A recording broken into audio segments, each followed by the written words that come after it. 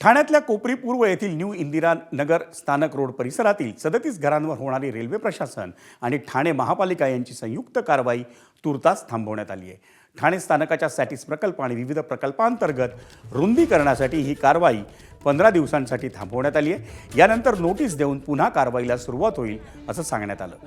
आजच्या कारवाईच्या वेळी स्थानिक रहिवासी मोठ्या संख्येने रस्त्यावर जमले होते, त्यामुळे कोणताही अनुचित प्रकार टाळण्यासाठी रेल्वे पोलीस आणि ठाणे महापालिका प्रशासनानं मोठा बंदोबस्त ठेवला होता।